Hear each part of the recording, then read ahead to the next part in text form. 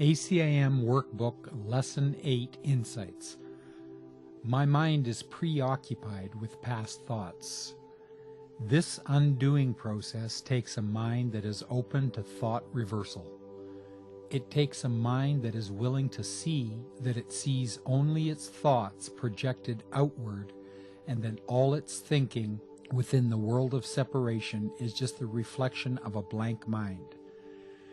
This takes a willingness to step back and look at our thoughts again and again and again, and see that they are thoughts that are just coming from the past, from the tiny mad idea to see separation instead of be awake to the truth of love's oneness.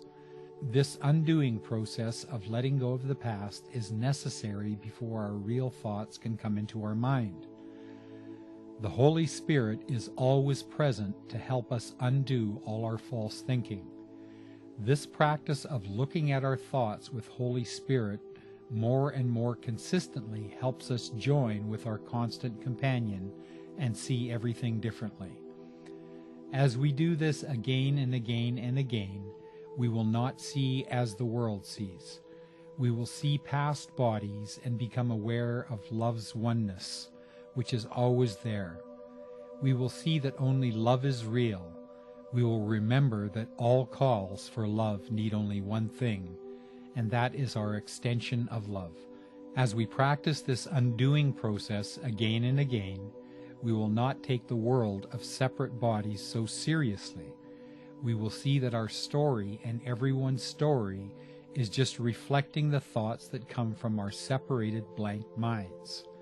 We will gradually come to remember our true identity, formless love that is everywhere in the eternal present. We will remember that we have only one purpose, and that is to return to the truth of everyone's oneness in the mind of God.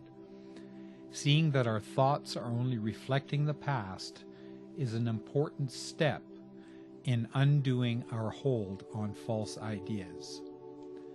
These beginning lessons are step by step laying the foundation for forgiveness. Today's idea introduces the idea that the thoughts I have been aware of merely represent a blank mind. If I accept this as true, the next logical step is to remember that all the things I think happened did not occur.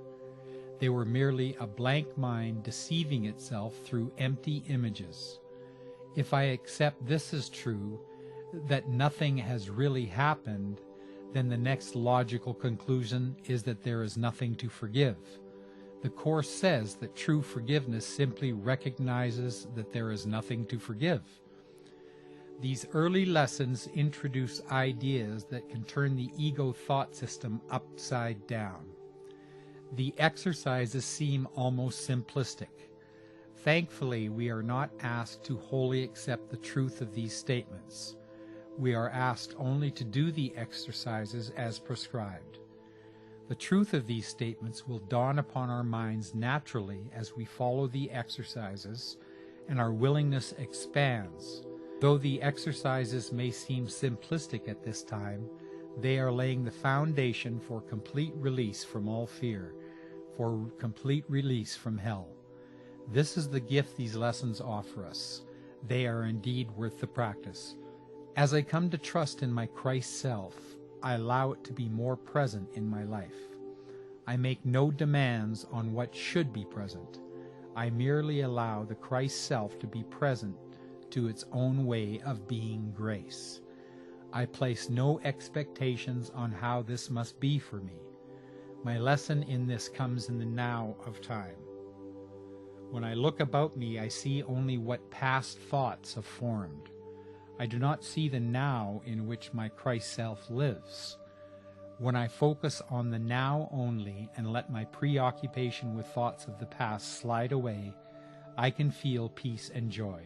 As I focus more and more on the now, I can surrender to my Christ self thoughts. They become my occupation. I live by the grace of these thoughts. When I take the time in quiet reflection to remember who I am, and that there is no need to struggle to achieve this, I can continue my life with greater self-confidence. I can know that knowing God will be mine in the end because it is already mine. And the only time I can know this is now, for I cannot see this in my past projected ego thoughts. As I consciously choose willingness to let my mind be healed, to let my conscious union with God be made known to me with the help of Holy Spirit, I can feel secure that this will happen, as it can only happen in the now. Every moment I give my willingness to Holy Spirit, living by the grace of God, awareness can be present for me. Today I choose to let go of my preoccupation with past thoughts and let the now thoughts of my Christ self be present, sure that this can happen with Holy Spirit leading the way.